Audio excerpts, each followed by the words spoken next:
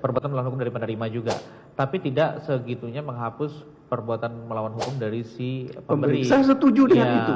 ya. Tapi kalau ini dikaitkan dengan penyertaan, ya, Ya, ketika kawan peserta ini seperti ahli katakan tadi, belum tentu kalau dia tidak tahu, kan dia tidak bisa ditarik ke situ. Ya. Nah, ketika kawan peserta yang tidak tahu menahu ini tadi, ya, apakah juga dia akan tetap disebut sebagai kawan peserta ketika orang ini sudah dibohongi?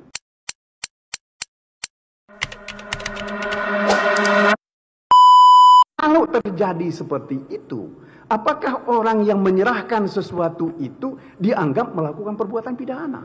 Ya, pertanyaan yang cukup baik ini Bapak. Jadi ini kan sudah cukup banyak juga terjadi kasus suap dalam konteks ini adalah bahwa yang penting yang diketahui oleh pemberi terlebih dahulu. Kalau kita berbicara pasal 5 ayat 1, yang penting adalah apa yang diketahui oleh pemberi.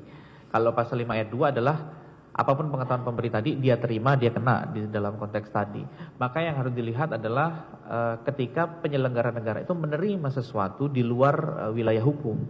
Ketika dia menerima sesuatu di luar wilayah hukum, yang apalagi bertentangan dengan kewajibannya, sekalipun dia bisa melakukan atau tidak bisa melakukan, itu tetap akan merupakan perbuatan pidana gitu. Makanya bahkan pasal penerimanya Pak, penerimanya misalkan contoh kita melihat pasal 11, bahkan pasal 11 itu ada kata-kata menurut pengetahuan dari pemberi dia memiliki kewenangan gitu. Jadi kalau ternyata dia tidak memiliki kewenangan, dia tetap merupakan tindak pidana suap. Itu bahkan diperluas bagi si penerima. Nah, yang jadi persoalan sekarang bagi orang yang disebut sebagai kawan peserta tetapi tidak tahu tadi seperti yang kita bicarakan sebelumnya.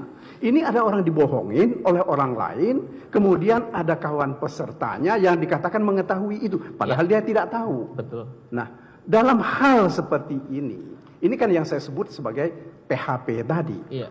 Apakah ini tidak bisa kita katakan orang yang menerima ini secara sengaja mau bohong kepada orang untuk mendapatkan keuntungan? Ya, tapi kalau itu mungkin bisa jadi konteksnya seperti itu Pak. Ada perbuatan melawan hukum di dalamnya dari pemberi juga, tapi perbuatan melawan hukum dari penerima juga, tapi tidak segitunya menghapus perbuatan melawan hukum dari si pemberi. Saya setuju dengan itu. Ya. Tapi kalau ini dikaitkan dengan penyertaan, ya, ketika kawan peserta ini seperti ahli katakan tadi, belum tentu kalau dia tidak tahu, kan dia tidak bisa ditarik ke situ.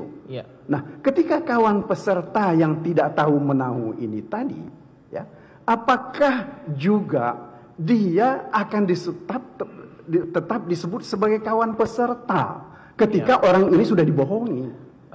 Itu sebabnya dalam konteks penyertaan pun, penyertaan pemberi dan penyertaan penerima itu di dalam beda pasal juga Pak. Jadi golongan turut serta melakukan terhadap pasal 5 ayat 2 itu hanya terhadap yang dari sisi penerima saja. Sedangkan dari pemberi hanya penyertaan di dalam pasal 5 ayat 1 huruf A atau B. Ya, saya yang saya mau tanya pada saudara ahli ini terkait dengan pemberi itu tadi. Iya. Ini ada pemberi dikategorikan sebagai pemberi, tetapi orang ini tidak tahu menahu, tidak mempunyai pengetahuan. Saudara ahli tadi katakan seperti itu, ya. Nah, ketika orang tidak mempunyai pengetahuan, sementara si pemberi ini sebenarnya dia lakukan perbuatan itu karena dia mendapatkan keuntungan. Dan orang-orang yang terlibat di situ adalah berbagi keuntungan. Ya.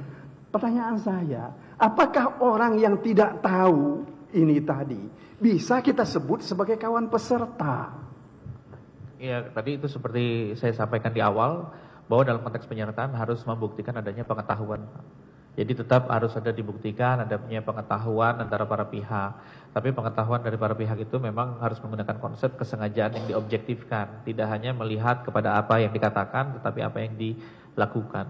Begitu kurang lebihnya. Oke. Jadi kalau menurut saudara ahli ya, fungsi dari actus reus itu juga harus tegas ya. Bukan hanya sekedar asumsi kita, tetapi niat itu kan mesti ada. Ya, kalau saudara katakan tadi bahwa niat itu kan tidak akan dihukum tanpa ada perbuatan kan? Iya betul. Betul kan? Betul seperti itu kan? Oke. Kalau hanya berpikir saja tidak bisa Pak. Kogasionis punam nemo patitur, seseorang tidak dapat dipidana hanya ada yang ada dalam pikirannya, kecuali dia sudah melakukan. Baik.